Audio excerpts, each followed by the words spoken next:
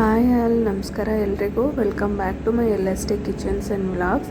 ನಾನು ಇವತ್ತು ಸ್ವಲ್ಪ ಲೇಟಾಗಿ ಡೇನ ಸ್ಟಾರ್ಟ್ ಮಾಡಿದೆ, ಯಾಕಂದರೆ ನಂಗೆ ಸ್ವಲ್ಪ ಹುಷಾರಿರಲಿಲ್ಲ ಮತ್ತು ನನ್ನ ಮಗಳಿಗೆ 3 ಡೇಸ್ ರಜೆ ಇತ್ತು. ಹಂಗಾಗಿ ನಾನು ಇವತ್ತು ಬ್ರೇಕ್ಫಾಸ್ಟಿಗೆ ಸಿಂಪಲ್ಲಾಗಿ ಮನೆಯಲ್ಲೇ ಮಾಡ್ಕೋಬೋದಂತ ದಾವಣಗೆರೆ ಬೆಣ್ಣೆ ದೋಸೆ ರೆಸಿಪಿನ ತೋರಿಸ್ತೀನಿ.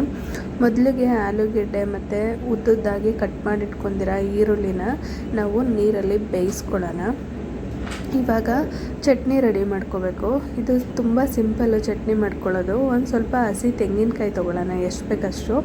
ಅದಕ್ಕೆ 1 ಏಲಕ್ಕಿ, 2 ಲವಂಗ, ರುಚಿಗೆ ತಕ್ಕಷ್ಟು ಉಪ್ಪು ಹಾಕ್ಕೊಳ್ಳೋಣ. ಮತ್ತು ಹಸಿರು ಮೆಣಸಿನ್ಕಾಯಿನೂ ನಾವು ನೀರಲ್ಲಿ ಬೇಯಿಸಿಟ್ಕೊಂಡಿರಬೇಕು. ಆ ಹಸಿರು ಮೆಣಸಿನ್ಕಾಯಿನ ಇದಕ್ಕೆ ಸೇರಿಸ್ಕೊತಿದ್ದೀನಿ.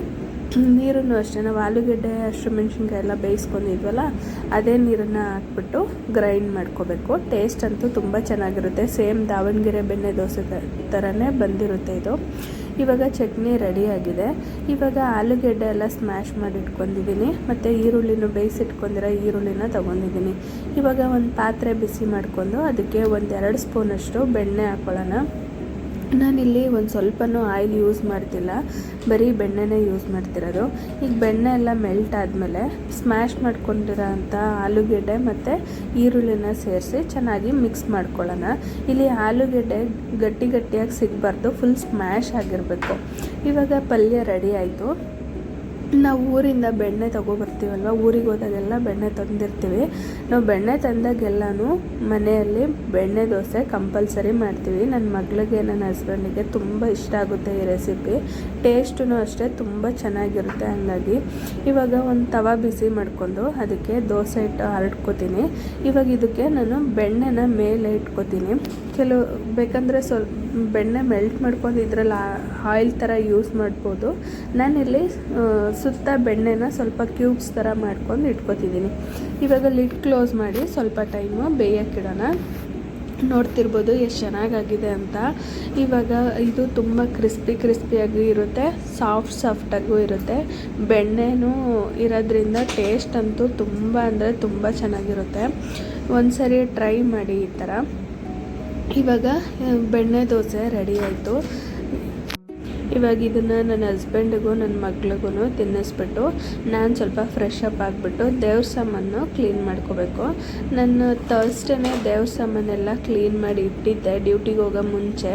ನಂಗೆ ಸೆಕೆಂಡ್ ಶಿಫ್ಟ್ ಇತ್ತು. ಹಂಗಾಗಿ ಇವತ್ತು ದೇವ್ರ ಸಾಮಾನೆಲ್ಲ ರೆಡಿ ಮಾಡಿ ಇಟ್ಬಿಟ್ರೆ ನಾಳೆ ಸ್ಯಾಟರ್ಡೇ ಇರೋದ್ರಿಂದ ಪೂಜೆ ಬೇಗ ಮಾಡ್ಕೋಬೋದು. ಹಂಗಾಗಿ ಇವಾಗ ನನ್ನ ಮಗಳಿಗೂ ರಜಾ ಇರೋದ್ರಿಂದ ನಾನು ಏನೇ ಕೆಲಸ ಮಾಡ್ತಿದ್ರು ನಾನು ಮಾಡ್ತೀನಿ ಅಂತ ಬರ್ತಾಳೆ. ಸ್ವಲ್ಪ ಸಣ್ಣ ಪುಟ್ಟ ಏನಾದರೂ ಇದ್ದರೆ ಹೆಲ್ಪ್ ಮಾಡಿಕೊಡ್ತಾಳೆ. ಇವಾಗ ನಾನು ಬೆಣ್ಣೆ ತಂದಿದ್ನಲ್ವ, ಅದು ಸ್ವಲ್ಪ ತುಪ್ಪ ಮಾಡ್ಕೊಳ್ಳೋದಿತ್ತು. ಹಾಗಾಗಿ ಹುರಿದಿಟ್ಕೊಂಡಿರೋಂಥ ಒಂದು ಅರ್ಧ ಸ್ಪೂನು ಮೆಂತ್ಯ, 2 ಸ್ಪೂನಷ್ಟು ಮೆಣಸು, ಇದಿಷ್ಟನ್ನು ಕುಟ್ಟಿ ಪುಡಿ ಮಾಡ್ಕೊತೀನಿ.